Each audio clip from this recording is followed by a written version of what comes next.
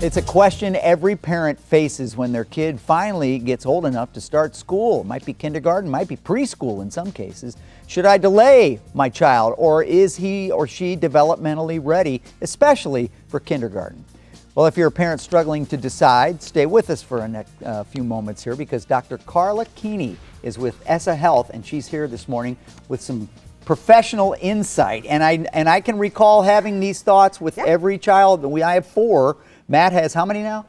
6 kids. So we've all been through, that's 10 if you do the math. We've all been through this, and it's a struggle. I mean, because we see our kids as being more often than not, very highly developed. Well, our kid, I just want you to know my kid's a little ahead of the other ones, but that may not be the case. Well, and I appreciate it because as a pediatrician, I talk about this a lot, but as a mom, I've got 2, one on the way, but one going into kindergarten this year. So I've gone through all the questions myself. Is my child ready? So there are a lot of things that we can kind of look for. Are there data points along the way? There are. So obviously there's that cutoff date that the state puts in place, but it's more than just a number. It's really, is your child cognitively ready? Are they demonstrating those developmental skills that they need to be able to be successful? Do they have healthy habits? Are they growing and developing well? So those are some of the things that we start to look at. And I think importantly, one of the things I think a lot of parents miss is, are they emotionally ready? It's hard to be in school all day.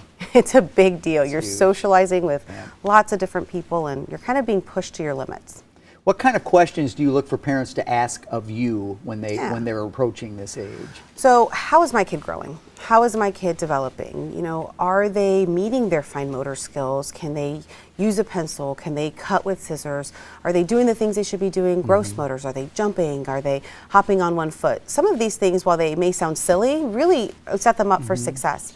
I look to see, are kids able to be self-sufficient? Now, I don't expect your child to get fully dressed by him or herself, but getting themselves in the morning, putting their coats on, being able to put their gloves on. Tie their shoes, or even being able to use the bathroom. So they're going to have to clean themselves. I didn't want to bring that up, but I mean, some parents are even looking at that. It's still at that age. It's just. And if they're not quite ready, then that's either something you can work on, or you can decide, what gives. And here we are close to the start of school. It's a little late to try and address some of these issues. So you need to start thinking of these well ahead of either preschool or kindergarten. Yes. So working with, your preschool teacher if you have one. This is one of the really important reasons why well visit exams are really critical.